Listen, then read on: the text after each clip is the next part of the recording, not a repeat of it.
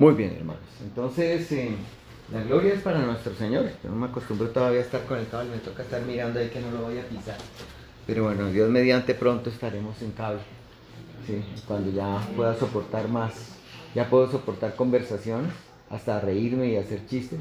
Me reí harto de los chistes que hicieron ahorita, pero me dejan sin aire. El hermano Andrés se dio cuenta, ¿no? Estaba en 95, de pronto 89 baja, entonces los chistes moderados, ¿no? Sí, la risa, los chistes, sí, exactamente, o sea, porque bueno, aquí se me activa Vixi, se me activa todo. Listo. Muy bien, entonces hermanos, vamos a orar de nuevo, dándole la gloria a nuestro Señor por esta oportunidad que nos da otra vez de estar juntos. Amado Señor y Padre Celestial, santificamos tu nombre en esta mañana de domingo, Señor. Hoy domingo es el día del Señor, lo tenemos bastante claro. Nos lo has enseñado, Señor. Nos has enseñado que este día lo debemos guardar todo el día. Que debemos este día meditar en tu palabra, alabarte con cánticos, debemos orar, leer tu palabra como iglesia, tener comunión. Nos has enseñado tantas cosas, Señor. Permite que voluntariamente, sabiendo que debemos atender a esta reunión, nosotros nos disciplinemos para siempre congregarnos. Y si estamos viajando, Señor, ayúdanos para ir a alguna iglesia donde estemos, Señor. Pero el domingo ayúdanos para que guardemos este día. Y lo guardamos porque el domingo, Señor, como nos lo has enseñado, nos muestra lo que será un día estar junto a ti en tu presencia. Nos muestra lo que será adorarte, estar en comunión con tu pueblo, Señor, como un solo espíritu, unidos, adorando tu santo nombre y contemplando, Señor, y glorificando, Señor, tu santo nombre. Señor, somos insuficientes, débiles, somos incapaces, tenemos muchas, Señor, debilidades. Nosotros como hombres, los predicadores, los que enseñamos, no somos los mejores, no hacemos bien las cosas que tú nos mandas. Te pedimos que nos ayudes, que Señor, nos llenes de tu Espíritu Santo para poder llevar tu palabra, porque quien la enseña, quien la pone en los corazones, quien abre los corazones para que se pueda entender la palabra, eres tú. No somos nosotros, no es por nuestra habilidad, Señor, para enseñar o predicar, eres tú. Lo estamos conscientes de eso, porque no es por ni sabiduría humana, ni es por el liderazgo y la capacidad que tengamos de hacer un discurso, sino es porque tú, Señor, usas esta palabra y tu palabra no volverá vacía, sino que hará lo que tú quieres en el corazón de las personas a quienes tú la diriges y en quien tú la pones, Señor. Por eso rogamos que hoy, con esta palabra, Señor, sea alimentada tu iglesia. Con esta palabra, Señor, seamos nosotros renovados, como nos sentimos, Señor, cada vez que la abrimos. Que seamos, Señor, animados a vivir para tu gloria, a hacer tu voluntad, Señor. Te damos gracias por la presencia de todos mis hermanos, por los que están virtualmente también. Y te pedimos que nos ayudes, quita de nosotros toda distracción, quita el orgullo, la soberbia, quita toda crítica, quita de nosotros toda pereza, todo desánimo, y haznos, Señor, estar en esta reunión. Permite que estemos aquí, presentes, de cuerpo y espíritu, con nuestras mentes, oídos, ojos dispuestos a escuchar, Señor, lo que tú nos enseñas. Te alabamos, Señor, y te amamos, Señor. En el nombre de Cristo, nuestro Señor y Salvador, oramos. Amén. Amén. Muy bien, los de internet me escuchan bien, los que están en la virtualidad. Le ponemos acá un poquito el volumen. ¿Me escuchan?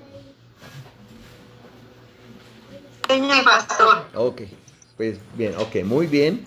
Entonces, de verdad para mí es una alegría, es un gozo poder estar aquí con ustedes, mis hermanos, otra vez.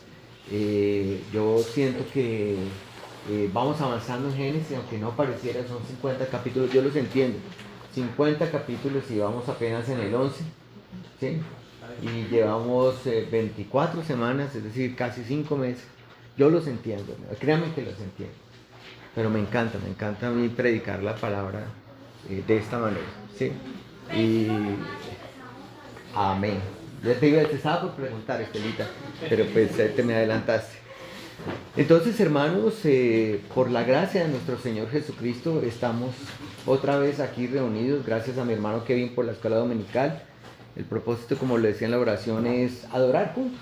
Parte de la adoración a Dios se hace cuando leemos la palabra. Cuando mi hermano Kevin lee la palabra con todos, eso es adorar, porque estamos leyendo lo que Dios reveló. Entonces eso es adorar. Adoramos cuando oramos. Cuando oró mi hermano Kevin, cuando yo oré y cuando ustedes estuvieron llorando, eso es adorar. Porque estamos dirigiéndonos al Padre por medio del Hijo y estamos buscando en Dios la ayuda. Eso es adorar a Dios. Y también lo hacemos, esas dos cosas en nuestro devocional personal, no solo aquí en la iglesia. Adoramos cuando atendemos el día del Señor, como les decía, el día de reposo. Y este día de manera especial adoramos a Dios cuando exponemos las Sagradas Escrituras, pero también cuando las escuchamos. Entonces, si usted quiere saber cómo adorar al Señor, escuche. Y yo, si quiero saber cómo adorar al Señor, expongo. Y expongo de la forma como el Señor me ha enseñado para su gloria, sabiendo mis propias limitaciones. Como les decía, por más de 5 meses hemos estado estudiando, voy a voltear un poquito la cámara, hemos estado estudiando este tema de Génesis, del libro. Y creo, sin temor a equivocarme, que hemos aprendido mucho. Eso espero. Eso espero, sobre todo porque básicamente este tipo de enseñanzas tan detalladas difícilmente se ven en un seminario. En un seminario veo unas materias muy generales, veo homilética, hermenéutica, ve materias de historia del Antiguo Testamento, del Nuevo Testamento. Eso son a toda mecha. Eso es mirando aquí, lea este libro, lea estos párrafos, lea estos versículos. Pero la iglesia, aquí estudiamos a profundidad, por eso tomen notas. Es importante siempre que tengan sus cuadernos. Felicito a los que ya llevan esa costumbre y toman notas, porque cuando hagan su devocional, yo quiero recordar qué dijo sobre Noé, el pastor. Porque leen ahí sobre Noé, qué es lo que significa eso, por qué tenía que ver con Pedro, por qué tenía que ver con Hebreos 11. Y todo eso va alimentando y edificando, lo va edificando a ustedes, hermano. Entonces es importante que lo hagamos. Hoy continuaremos entonces esta tarea de exponer fielmente la palabra, comenzando en el capítulo 11. El capítulo 10 tenía una genealogía, lo tocamos tangencialmente, vamos a tocarlo también tangencialmente. Y el capítulo 11 comenzamos con estos 9 versículos que ustedes leyeron con el recuento de la torre de Babel, ¿sí? Entonces, de hecho, yo he titulado este mensaje, la torre de confusión, ¿sí? La torre de confusión. Voy a ir compartiendo un poco con mis hermanos en internet. Aquí me toca aprender a manejar esto. Es que el hermano Andrés todavía no ha automatizado esto, pero la torre de confusión, ahí están para mis hermanos que están en el internet. Entonces, ustedes, hermanos que están aquí, sí les toca buscar los versículos. Vamos de pronto a ponerlos un día con alguna pantalla, ¿cierto? Para que la pereza nos gane y no abramos la Biblia. No, tenemos que abrir la escritura y buscar en la palabra todo esto. Entonces, es un tema difícil el de hoy. No es fácil porque casi siempre nosotros, los temas que hemos expuesto, han sido temas donde encontramos el juicio de Dios, pero también encontramos la gracia de Dios. Donde encontramos fácilmente, hacemos trazabilidad del Mesías. Fácilmente, ahí está explícito y en algunos casos implícito, está la promesa del advenimiento del Hijo. Y recuerden que nosotros lo que buscamos es predicar a Cristo en toda la Biblia. ¿Sí? Encontrar a Cristo en toda la Biblia. Porque el mensaje de la Biblia es el mensaje sobre Cristo. ¿Sí lo sabían, hermanos? Es el mensaje. Entonces encontramos a Cristo en la historia de Sansón, en la historia de Jonás, en la historia de Noé. Ahí está el Señor. Y no es alegoría, no es que, no, hemos visto cómo se conectan todo lo que piensan los apóstoles, los profetas, cómo se va conectando y nosotros nos ve. Interesante cómo Dios nos está hablando y nos está revelando sobre nuestro Señor Jesucristo. ¿Cómo lo hace? A mí me llama siempre la atención Dios en su eterna sabiduría, cómo lo hace. Entonces este pasaje es difícil, porque es un pasaje que, a diferencia de los que veníamos exponiendo, es un pasaje donde Dios solo muestra juicio. El juicio de Dios, y entonces no vamos a encontrar la gracia de Dios con facilidad en este pasaje, como en esos otros capítulos. Para poder abordarlo, hermanos, tenemos que recordar algunas cosas. Es decir, tengo que conectar para entender qué pasó en la Torre de Babel, porque este podría ser un sermón de 5 minutos, porque es muy corto, ¿verdad? Lo que dice allí en las Sagradas Escrituras en Génesis 11. Yo tengo aquí los textos escritos, entonces voy a dejar mi Biblia acá para que no embolatarme con todo. Ustedes sí necesitan sus Biblias. Perdóname un segundo. Gracias. Entonces, para abordarlo, quiero recordarles cosas. Entonces, miremos primero Génesis 1:28. Allí en sus Biblias, Génesis 1:28. Para recordar solamente que cuando Dios creó al hombre, lo creó a su imagen y semejanza. Bueno, hubo una predicación sobre eso, ahí está en YouTube, la pueden escuchar. ¿Qué es ser a la imagen y semejanza de Dios? Recordemos que no solamente Dios creó al hombre y Dios lo bendijo, sino que Dios también le dio mandamientos. En este caso Dios bendice, dice, y creó Dios al hombre a imagen de Dios lo creó, varón y hembra los creó y los bendijo Dios y les dijo, fructificad y multiplicaos, dice allí, llenad la tierra y sojuzgadla y señoread en los peces del mar, en las aves de los cielos y en todas las bestias que se mueven sobre la tierra. Y digamos, de paso podemos decir aquí, con este versículo, que el Señor está dando imperativos, ¿no? Hay varios imperativos ahí, de lo que hablamos en la escuela dominical, ¿no? Que a veces tenemos dudas de, dime Dios, ¿qué es lo que quieres que yo haga? Entonces los que son muy espirituales, ellos dicen, esperan ahí, ¿no? Que Dios haga algo, ¿no? Como que les mande una corriente eléctrica. No, hermano, nosotros atendemos a los imperativos en la Escritura. Cuando dice venid, id, vestidos, caminad, andad así. Anoten, ojalá, para un devocional que yo les decía que es muy bueno para uno como cristiano escoger cualquier libro. Cojan el Nuevo Testamento, empiecen por Juan si quieren, o lean las cartas de Pablo. Cojan un cuaderno y lo pueden llamar el cuaderno de los imperativos de Dios. Entonces los imperativos, vamos a ver, y lo que van a usted escribir es, ¿qué es lo que Dios quiere de mí? Y empieza a escribir todo donde le dé una orden. Ve, ora, anda, haz esto, haz esto, haz esto, haz esto, haz esto. Y usted va a darse cuenta que las exigencias de Dios son muchas, ¿sí? Y aquí lo dice, entonces, creó Dios al hombre a su imagen, lo bendijo, y después, ¿qué le dijo? Fructifica. Eso es un imperativo, fructificar y multiplicados. El hombre tenía dos tareas. Obviamente tener hijos, multiplicarse y llenar la tierra. Y eso ya se lo he explicado la razón por la cual el hombre tenía que hacer eso. Porque el hombre poseía la imagen de Dios. Entonces lo que el hombre tenía que hacer era extender la imagen de Dios por toda la tierra. Y era un propósito interesante. Porque al final Dios, ¿qué quería?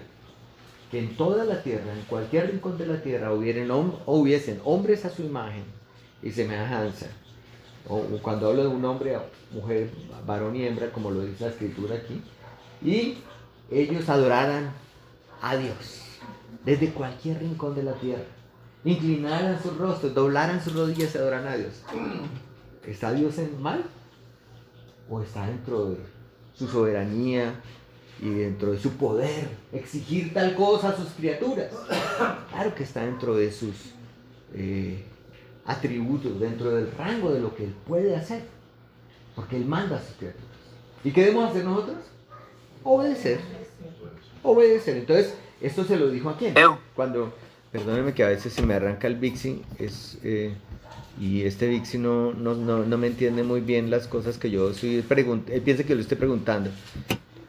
Entonces me dice cosas. Es la parte graciosa de la enseñanza. No hago muchas ilustraciones, pero ahí está el Vixi. Entonces decías, llenad la tierra, sojuzgadla, tenían que señorear, ser los corregentes, los vicerregentes. Nosotros tenemos que gobernar la tierra, hermano. Eso es un mandato. Usted gobierna la tierra en algún sentido, donde usted trabaja, donde usted vive, donde usted estudia, donde usted va a pasear, donde usted pasa las vacaciones, usted ahí puede gobernar la tierra.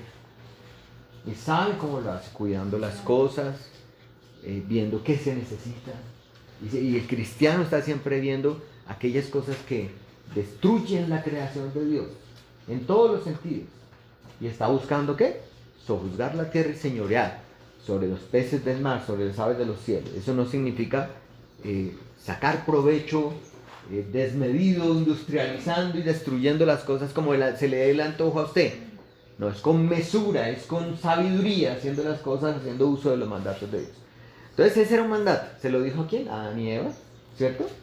También se lo dijo a Noé, ¿no? Cuando predicamos Noé que se acabó con el diluvio, la tierra, y empieza una nueva familia a existir y a poblar la tierra, entonces Dios le repite, bueno, ya se lo había, bueno, así no lo dice, perdóneme, pero voy a tratar de ser un poquito coloquial.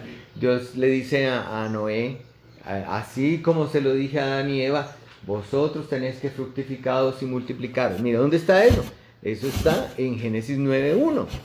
Usted busca Génesis 9.1 y en Génesis 9.1, ahí está. Ahí usted puede encontrar con facilidad, aquí lo voy a poner para nuestros hermanos en el internet. Ahí está, le dice, bendijo Dios ¿a quién? A Noé y a sus hijos y les dijo otra vez, fructificad y multiplicados y llenad la tierra. La repetición, y se lo vuelve a decir a quien más adelante, que lo vamos a predicar después. ¿Sabe? A Abraham. Se lo vuelve a decir. Me dice, Dios tan repetitivo, ¿no? Que él quiere, el propósito de Dios se ve con claridad. Entonces cuando uno estudia sobre la Torre de Babel, uno tiene que haber entendido los imperativos de Dios previos y lo que Dios quiere y cómo Dios ya ha establecido un plan, y en ese plan va a mandar un Mesías, Génesis 3.15, que es de la simiente de la mujer, y ese Mesías tiene todos esos propósitos que hemos hablado. Entonces uno no puede desconectar la historia de Babel y decir, la historia de Babel no tiene nada que ver con esa historia. Es una historia que está metida ahí no más porque yo creo que Moisés no se le dio por incluida por alguna razón. Algunos teólogos, yo los he leído, y sacan del contexto y dicen, yo no entiendo por qué está eso ahí, pero yo me imagino que tiene que ser por esto. Descontextualizando toda la historia tiene que ver. ¿Sí? Toda la historia tiene que ver. Es como la historia de nuestra vida. Nosotros, desde que nacemos hasta que morimos, hay toda una historia. Toda esa historia yo no puedo sacar pedazos. Toda esa historia es la historia de la vida. Si uno se casó, si tuvo hijos, si uno se enfermó y le dio neumonía. Todo eso es parte de la historia. Yo no puedo sacarla. No, pues esto no tiene nada que ver conmigo. No, soy yo. Así es la historia de la redención. Todos los pedacitos hacen parte. Entonces, esta corta historia de Babel, aquí vemos que los hombres deciden hacer algo contrario a lo que Dios les había pedido, tanto a Adán y Eva como a Noé. ¿Qué les había pedido? Llenar la tierra. O sea, ellos tenían que irse por toda la tierra y poblarla. Muy bien, están haciendo bien la tarea Kevin y Laura. Pero no era solamente fructificar, porque era fructificar, multiplicados y llenar la tierra. Son tres cosas, ¿no? Porque de pronto ellos sí tuvieron bastantes hijos, pero cometieron varias cosas. Miremos Génesis 11.2. Miremos en Génesis 11.2. Perdonen que aquí les estoy dejando a mis hermanos en el internet el video y no me están viendo. Pero entonces en Génesis 11.2 dice lo que ellos hicieron. Aconteció que cuando salieron de oriente, hallaron una llanura en la sierra de Sinar y se establecieron allí. Eso fue lo primero, la primera reacción de la descendencia de Sem, Jafet y Cam, ¿sí? Fue llegar a un lugar todos, ¿sí? Y decir, aquí es donde nos vamos a quedar. Porque cuento de irse por toda la tierra y aquí nos quedamos. Y dice el verso 2 que se establecieron allí en esa llanura. Y una vez allí, entonces ellos se reúnen y ellos deciden algo. Deciden construirse una torre que llegue hasta el cielo. En Génesis, allí está el verso, aquí lo voy a poner para mis hermanos en el internet 11.4.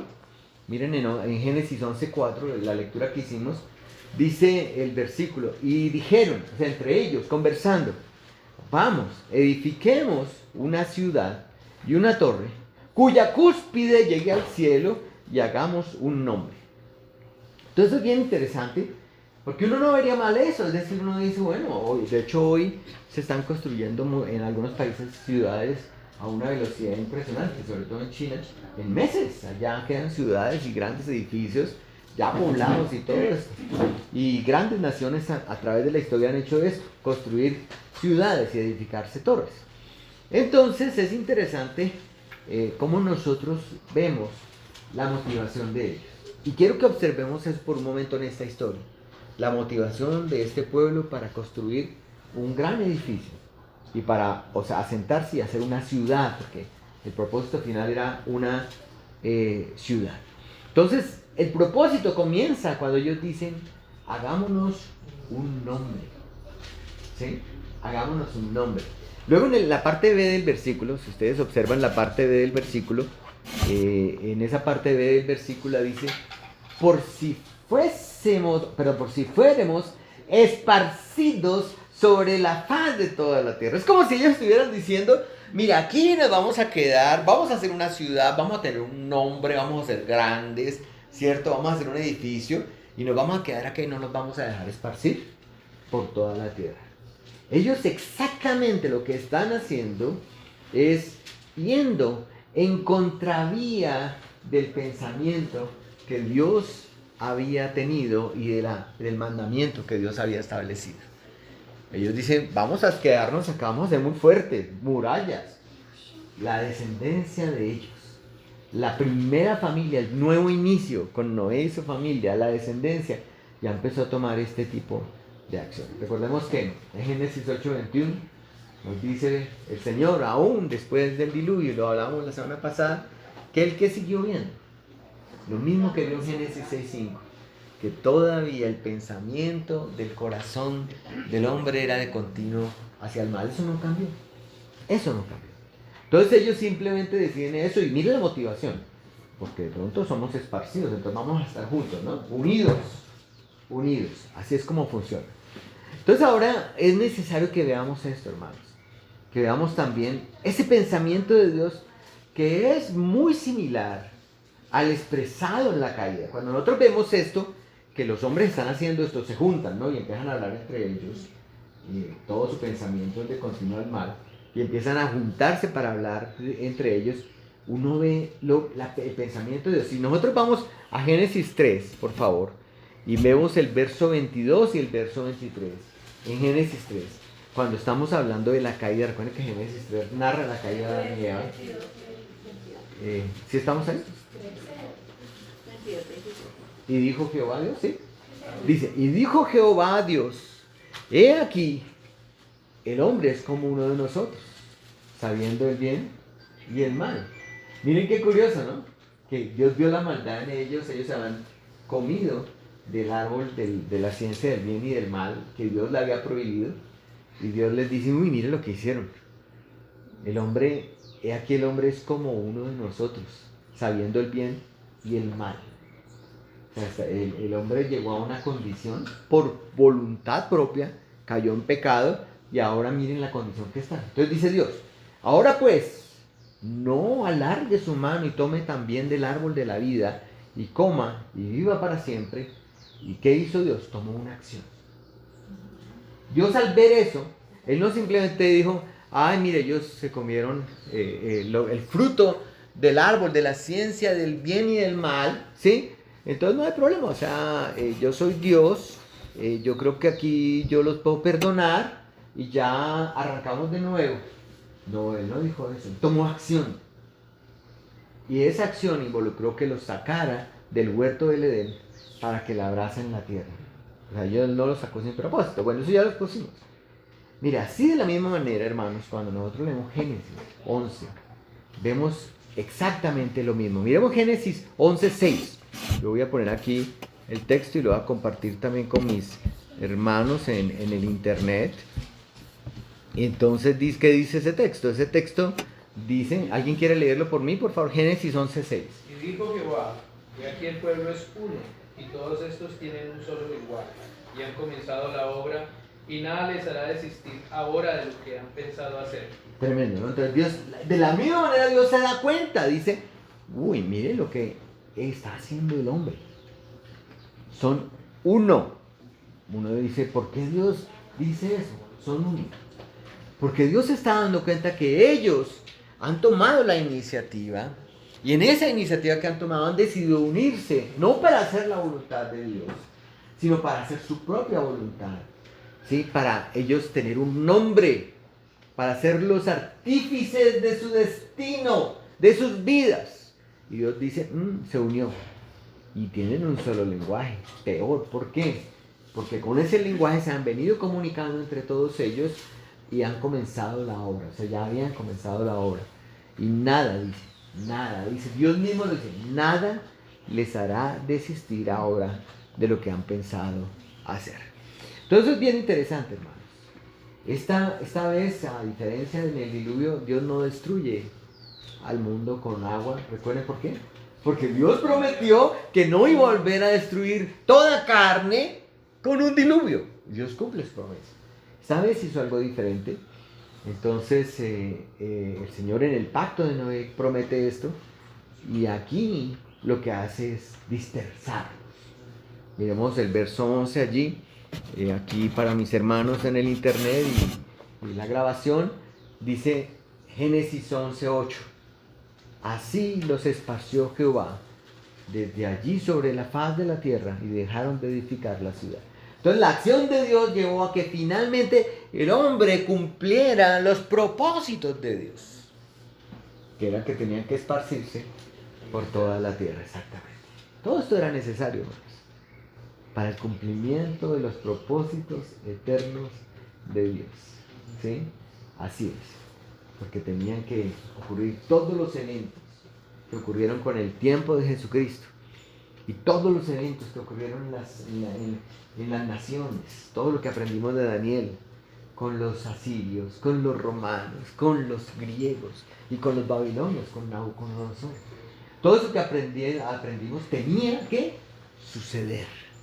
Entonces Dios, Él es soberano. Y miren que aunque Él dijo, nada les hará desistir, Dios sí hace desistir, hermanos. Dios sí hace desistir porque el poder de Dios no se puede comparar con la decisión y la acción de los hombres. Nunca pensemos que podemos vivir una vida sin Dios y pensemos que Dios no va a hacer nada.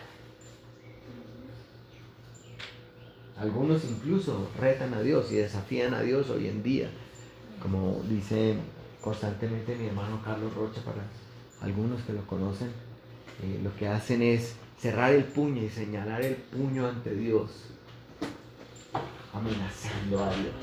¿Qué? ¿Qué quiere conmigo? A ver, ¿qué va a hacer? Así desafían a Dios. Hermanos, Dios no se queda sin actuar.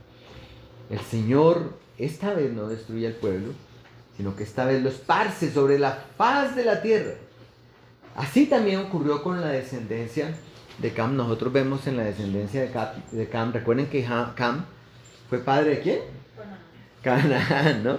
Que vimos lo interesante, ¿no? Que en 2 versículos como que Moisés empezaba a colocar eso y lo puso con mucho énfasis y les dije que la tierra de Canaán tiene un propósito en la historia de la redención, ¿no? Por eso Dios lo nombró. Entonces aquí nosotros vemos en el capítulo 10, que no lo estudiamos porque es una genealogía, el verso 8 al 10. Si alguien por favor puede leerme Génesis 10, del 8 al 10.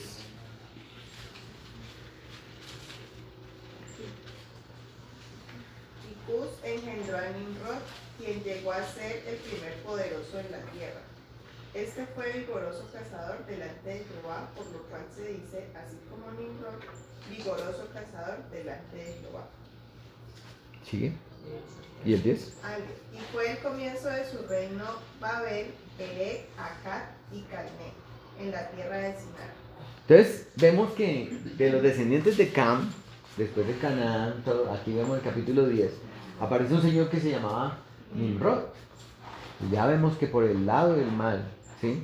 Por ese lado que es las tierras que iban a ser las de Canaán, por ese lado dice que ya aparece uno que es el primer poderoso de la tierra. El primer poderoso. Así es señalado aquí, que era vigoroso cazador, y aquí curiosamente dice delante del Señor, por supuesto que delante del Señor. Y se decía, como Nimrod, vigoroso cazador delante de Jehová. Entonces, dice que ahí fue el comienzo de su reino Babel. Y estamos hablando de la Torre de Babel que habla en el capítulo 11. Ahora, yo quiero decirles algo. El capítulo 10 hace un relato cronológico a la inversa. Porque para todos aquellos que yo les he explicado, la Biblia no fue escrita en el Antiguo Testamento como relatando secuencialmente los hechos y contando todos los hechos de la historia, porque la Biblia no es un libro de historia. Los relatos que aparecen en la Escritura son relatos establecidos por Dios con un propósito para que nosotros pudiéramos conocer. Y ahora vamos a ver el propósito de esto. Entonces en el capítulo 10 él hace la historia a la inversa. ¿Por qué? Porque en el capítulo 11 dice que todos tenían una sola lengua. Pero leamos un poco el 10. Alguien que lea el capítulo 10, verso 5. Por favor, alguien el verso 5 del capítulo 10. Aquí los que están en internet escuchen. De esto se poblaron las cosas, cada cual según su lengua, conforme a sus familias en sus naciones. Dice, de esto se poblaron las costas, cada cual según su lengua, o sea, ya tenían lenguas. Luego lo que muestra es que el capítulo 10 es un relato general de la historia, del principio hasta el fin, y el capítulo 11 se está enfocando en el punto antes de que la lengua. Por eso le digo es que es a la inversa. La Biblia no muestra cosas cronológicamente. Miremos el verso 20, 10-20, alguien que lo lea. Estos son los hijos de Cam, por sus familias, por sus lenguas, en sus tierras, en sus naciones. Los hijos de Cam, por sus lenguas. Y luego, ¿cuántas lenguas tenían?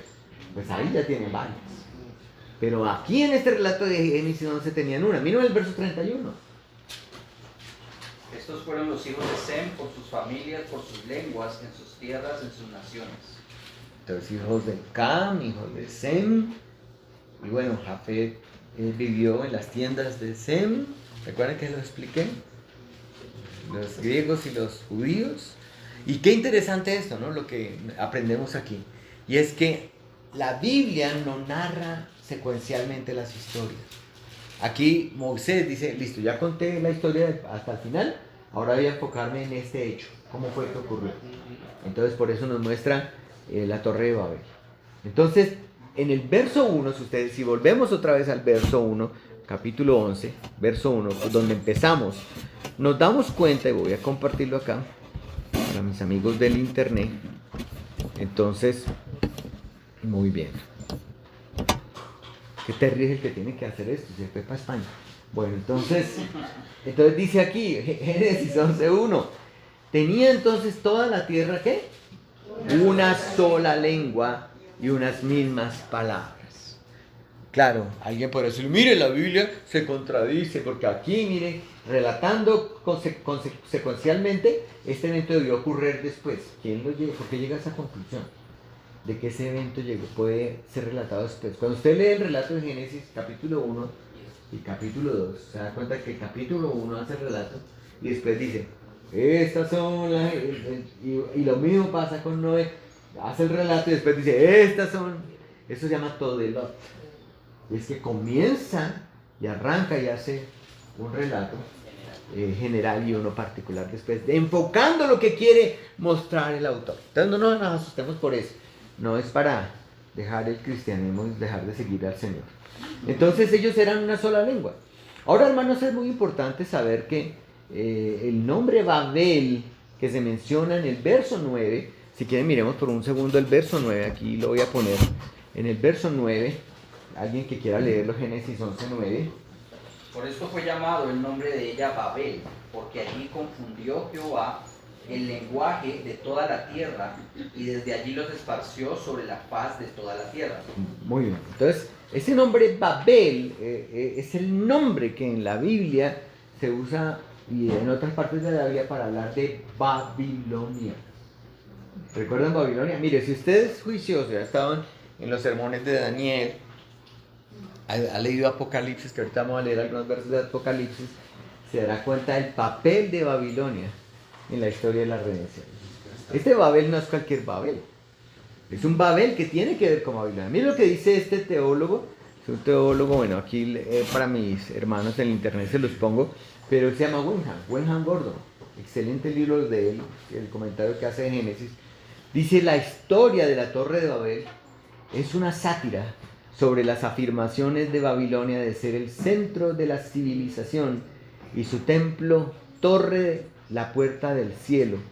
Babel no significa puerta de Dios, sino confusión y locura. Recuerden en Daniel el espíritu que tenía Babilonia con Nabucodonosor, ¿no? Recuerden que era una nación que tenía edificaciones hermosas, hechas de oro. Recuerden los grandes edificios. De hecho, se caracterizaba por tener edificios así como la Torre de Babel, de grandes con gradas. Esa era la tradición. Entonces, lo que dice Wenham tiene todo el sentido.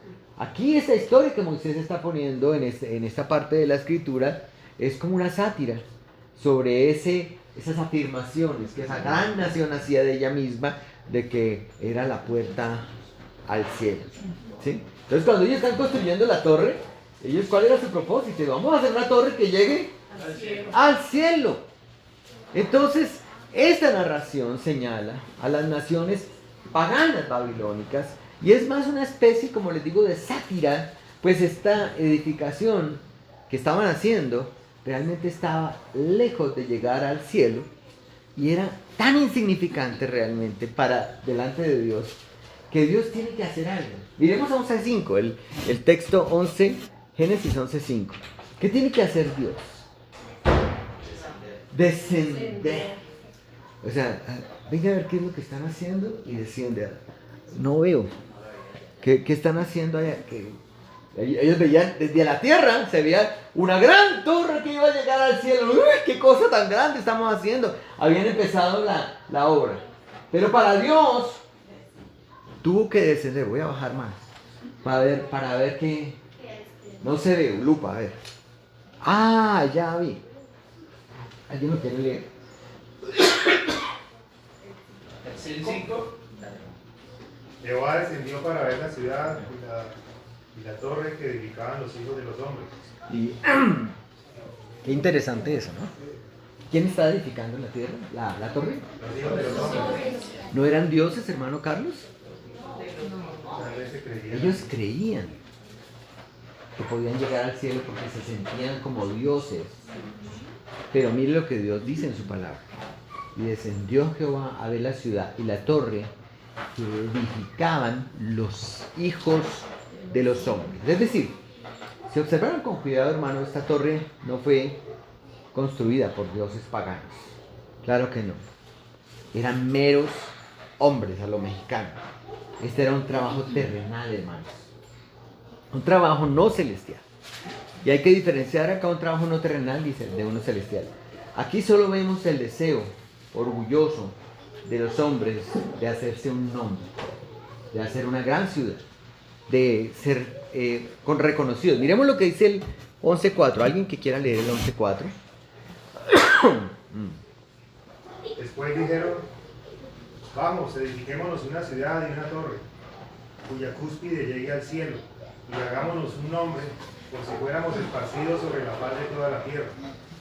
¿Sí notan otro detalle en este verso que ya hemos leído? Cuando uno quiere hacerse un nombre, lo que uno quiere hacer es ¿qué? Ser famoso. Reconocimiento. ¿Alguien más? Ser famoso. ¿Cómo? Fama. Fama. Trascender. Esa palabra me gusta. Porque lo que uno quiere es inmortalizar sus logros. Muchos hombres, la lucha de muchos hombres sin Dios es esa.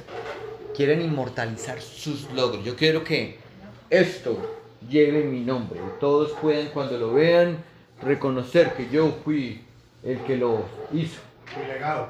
El legado. Muy bien. Muchos quieren eso era lo que querían hacer. Inmortalizarse ellos. Ellos no querían dar la gloria a Dios. Ellos no querían reconocer que el que es eterno y el nombre que es debe ser alabado por toda la eternidad es el de Dios. Nosotros somos simples criaturas. No querían hacer eso. Ellos lo que querían era, al hacerse un nombre, decimos, cuidado con eso, hermanos. Cuidado con trabajar solamente cosas terrenales y creer que lo que yo quiero hacer es inmortalizar mi nombre por encima del de Dios. Cuidado con eso. Usted y yo, en 100 años, no vamos ni a existir. Y ni siquiera nuestros nietos van a recordar nuestros nombres.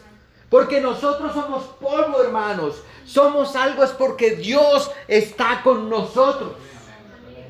Esa es la realidad de lo que la Biblia nos enseña acerca de quiénes somos nosotros y quién es Dios. Entonces Dios desciende. ¿Qué están haciendo?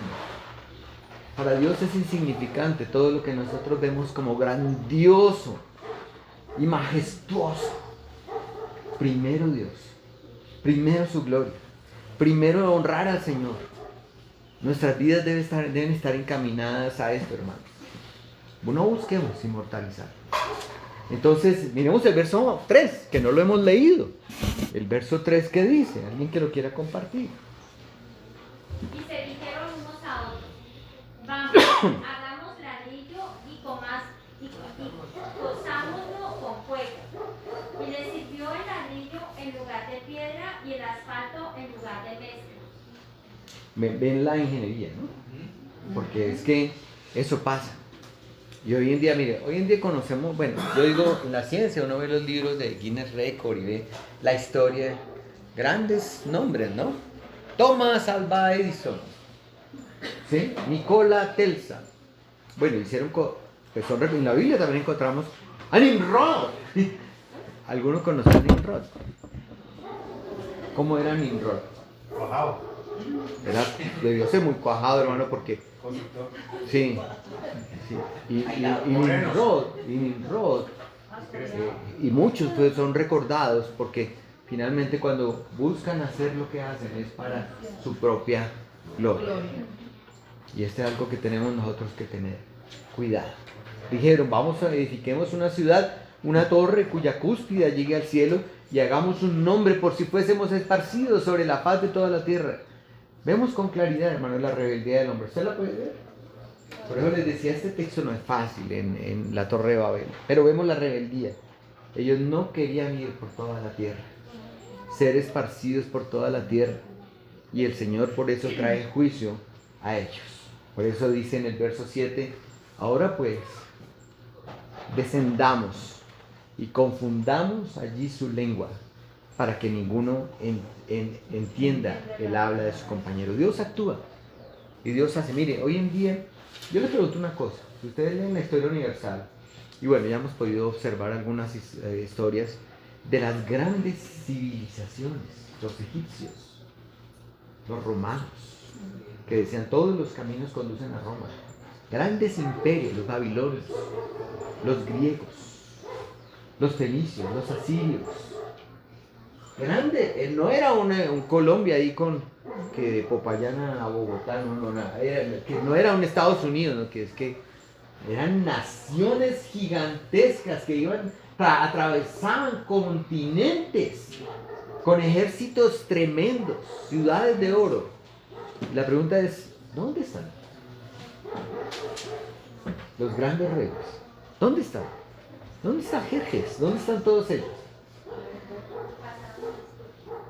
Solo dejaron una historia que no nos engrandece, simplemente nos divierte y nos enseña a nosotros. Entonces el Señor dice, descendamos y confundamos su lengua, y Dios actúa, ¿sí? Y Dios hace, recuerden que leímos ahorita en Hebreos 13, Dios hace en ellos que ellos hagan lo que no estaban dispuestos a hacer. Así es. Así es, cuando prediquemos Jonás, eso lo vamos a ver con mucha claridad. Entonces dice el verso 8. ¿Alguien quiere leerlo? Génesis 11:8. Así los esparció Jehová de ti sobre la faz de toda la tierra, y dejaron de edificar la ciudad. Entonces Dios lo hizo. Dios actúa. Y los esparció y dejaron de construir. Haciendo reflexión teológica, hermano, yo no sé cuántas veces Dios ha intervenido en su vida para que usted deje de edificar edificios para dejarse un nombre. Yo no sé cuántas, en mi vida lo ha hecho muchas veces y ha traído confusión. Y me dice, Señor, ¿por qué haces esto? Es que no es por ahí. Dejemos de luchar con Dios y empecemos a hacer cosas para su gloria, ¿sí? Así se cumple el plan original de Dios. Los esparció, dice. Los esparció sobre la faz de la tierra. Dios lo hace en el momento exacto cuando ellos estaban decididos. Así fue con Adán y Eva. Estaban ahí en el Edén, comen del árbol de la ciencia del bien, del fruto del árbol de la ciencia del bien y el mal, y en el momento exacto Dios los saca. En el momento exacto, porque Dios interviene en la creación. Dios está presente. No creamos que Dios va a dejar que esto que está pasando en el mundo, que esos que supuestamente tienen poder y están amedrantando al mundo con sus planes, sus estrategias, no crean que ellos van a salirse con la suya. Dios es poderoso, hermano, y nosotros somos creyentes y creemos en eso. Nosotros creemos en eso. ¿Usted lo cree? Yo lo creo. Yo creo que tengo un Dios que interviene, no un Dios que está por allá lejos. No, mi Dios interviene. Entonces mi confianza está en Él. Mira lo que dice este autor. Este autor es excelente, es un libro excelente para predicar el Génesis. No lo he usado mucho, pero ahora lo estoy leyendo. Él se llama Greidanus Sidney, que un libro está en español, se llama Cómo predicar expositivamente Génesis. Bueno, creo que le faltaron algunos capítulos porque no menciona algunos de los capítulos que yo ya he predicado. Entonces creo que los voy a mandar para que complementen su libro. Estoy edificando el nombre. Era un chiste, hermano, ¿no? Es simplemente para decirle que muy bueno el autor, pero realmente yo uso muchos autores porque pienso que muchos hermanos en la fe han hecho un buen trabajo y compartes cosas como estas. ¿Él qué dice? Él dice: en Babel el Señor dispersa a la humanidad que en desobediencia busca construir su propio reino secular. Qué bonitas palabras, ¿no? Él dice: en Babel el Señor dispersa a la humanidad que en desobediencia busca construir su propio reino secular. El reino que va a prevalecer, hermanos, es el reino de Cristo. Es el reino de nuestro Señor. No quiera, si usted está buscando ser el súbdito y el siervo de uno de los reinos de la tierra, yo le digo, pues, lo lamento, hermano. Si usted está buscando ser parte de eso, lo lamento, hermano. Porque el reino que va a prevalecer es el reino de nuestro Dios, de nuestro Señor. Ese es el reino que va a prevalecer. Ningún otro. Lo que vemos en esta narración, hermanos, es que el Señor dispersa a la humanidad que en desobediencia busca a contribuir, como lo dice este autor, a su propio reino secular. Para cumplir su plan, Él los dispersa, de que ellos deben llenar la tierra. Ustedes cuando lean toda la Biblia, quiero otra tarea que les pongo, además de los imperativos, es miren Dios cómo usó diferentes personas. ¿Se acuerdan de Darío? ¿Sí? El rey Darío. ¿Sí se acuerdan de él? Es interesante, ¿no? Que eran reyes, y Nabucodonosor mismo, ¿no? Reyes impíos. Y Dios simplemente inclinó sus corazones y sus mentes para que ellos hicieran su voluntad. Porque Dios hace caer reinos, hermanos. Porque el reino que prevalece es su reino, el reino del Señor. Entonces, algo interesante que yo quiero que pensemos por un momento, bueno, esta historia fue leída por el pueblo de Israel, porque eso ocurrió Génesis 11, cuando el pueblo de Israel más adelante empieza, por ejemplo, sale de Egipto y empieza toda esa historia que van con Moisés y después van con Josué y con Caleb y entran a la tierra de Canaán. Ellos conocían esta historia, porque esos rollos fueron puestos en el arca del pacto y ellos lo conocían. Entonces la pregunta es, ¿qué significaba esta historia para ellos? ¿Qué era lo que significaba para ellos esta historia? Interesante, ¿no? Porque uno dice, ¿por qué Dios la puso? Bueno, ya estamos entendiendo un poco. Pero miremos Deuteronomio. Yo quiero que alguien, por favor, lea Deuteronomio, capítulo 9, verso 1.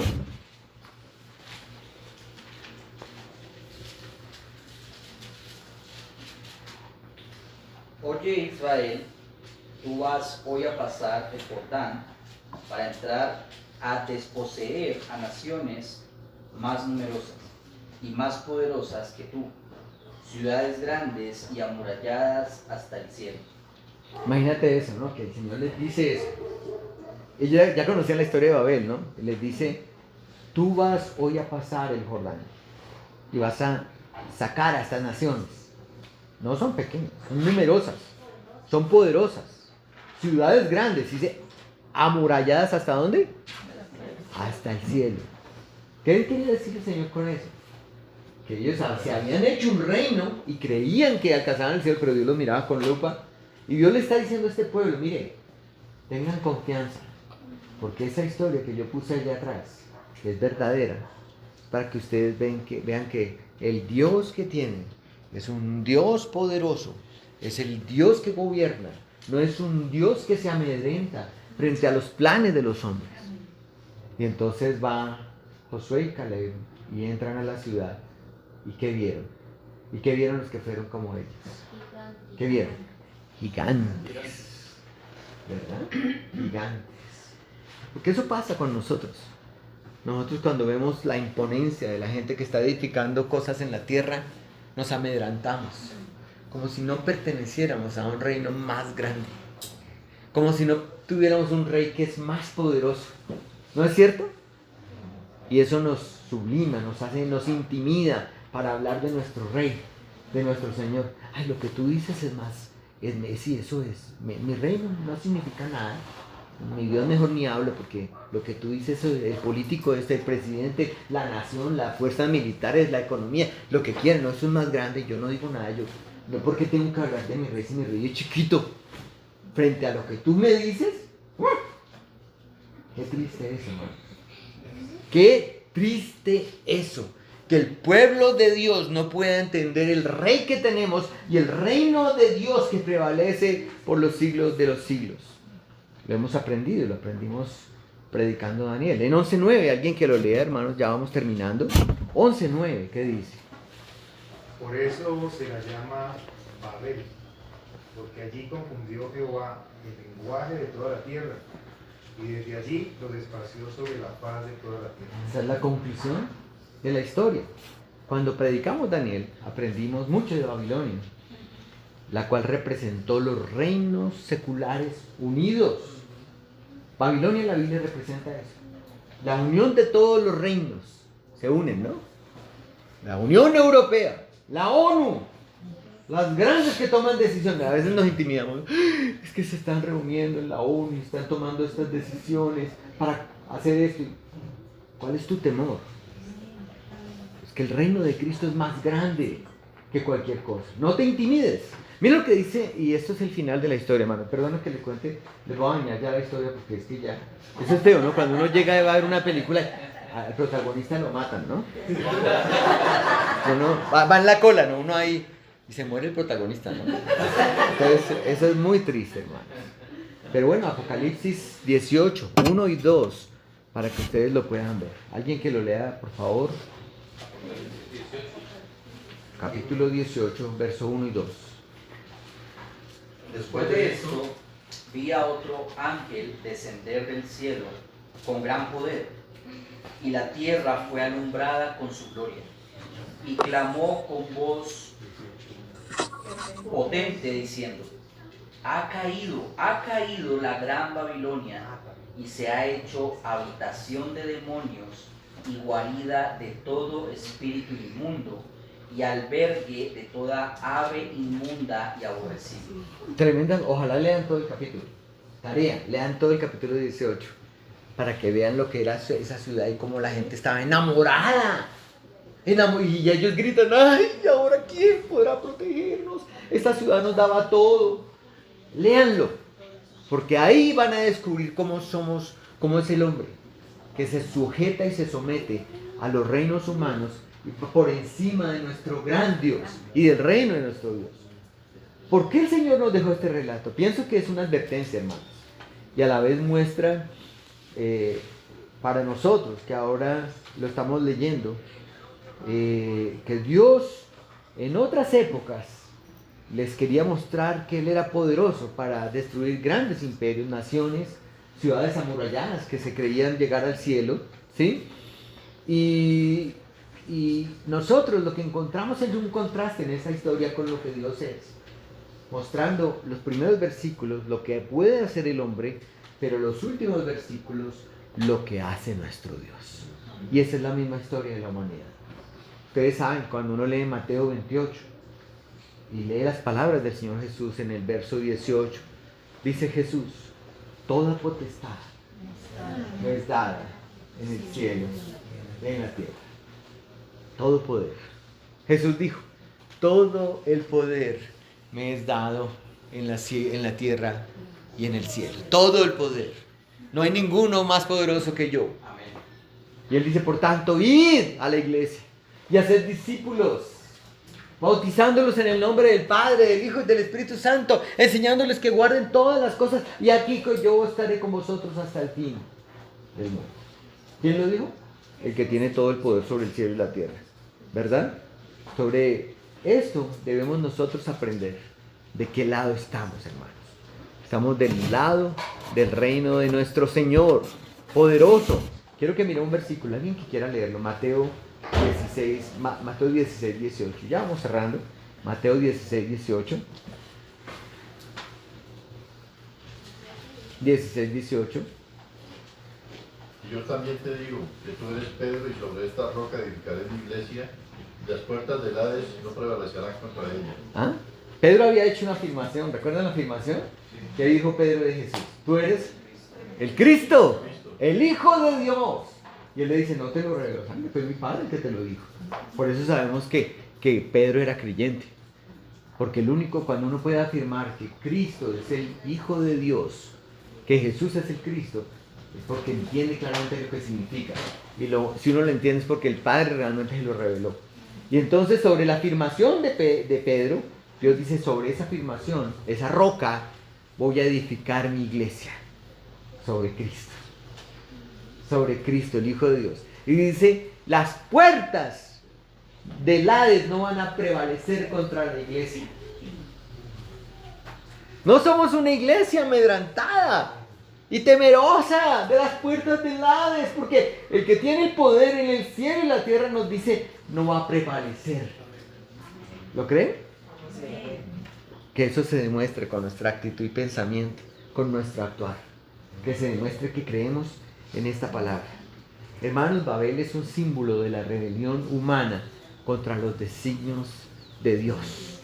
Sin embargo, en Cristo prevaleceremos contra todos los que se levanten con poder humano y edifiquen grandes fortalezas, las cuales Dios, el Señor, destruirá con su poder en el final de los tiempos.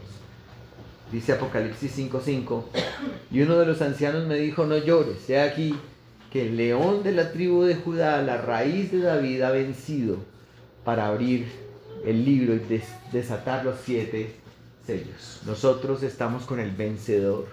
Y dice ahí mismo en el verso 9, y cantaban un nuevo cántico diciendo, digno eres de tomar el libro y de abrir sus sellos, porque tú fuiste inmolado y con tu sangre nos has redimido para Dios de todo linaje, lengua y pueblo y nación. La obra de Cristo en la cruz no fue cualquier cosa. Fue la demostración del poder de Dios para salvar, el poder de Dios para intervenir y para mostrar que Él puede establecer una iglesia, su iglesia santa y poderosa, para que cumpla su misión en la tierra. ¿Eres parte de eso o quieres ser parte de otro reino? Si somos parte de este reino, adoremos al Señor. Amado Padre, alabamos tu nombre, Señor. Santificamos tu nombre, oh Dios, y te damos gracias por esta oportunidad que nos das otra vez de estar juntos aquí, Señor, como tu cuerpo, Señor, como tu iglesia que es fortalecida por tu poder y que las puertas del Hades no prevalecerán contra nosotros, Señor. Te damos la gloria, honra, alabanza a tu nombre, Señor, reconocemos tu grandeza por encima de todas las naciones. Nadie nos amedrenta, Señor, porque tú eres Rey y estás sentado a la diestra del Padre y tú tienes poder sobre el cielo y la tierra, Señor. Toda potestad. Te amamos, Señor. Danos la fe y la confianza para seguir predicando tu nombre. Para seguir predicando tu evangelio sin miedo, para dejar de sentir temor por lo que haga el mundo, Señor. Ellos creen que edifican, Señor, grandes edificios que alcanzan el cielo, pero tú tienes que descender para verlos. No permitas que nosotros nos amedrentemos, sino que seamos hijos tuyos e hijas obedientes. Ayúdanos a ver los imperativos en la vida y a adorarte y a servirte y a vivir una vida para tu gloria, Señor. Nada es más grande. No permita, Señor, que edifiquemos nosotros un nombre simplemente para inmortalizarnos, sabiendo que el que merece toda la gloria eres tú, Señor. Bendice a tu iglesia. Te alabamos en el nombre de Cristo, nuestro Señor y Salvador. Amén.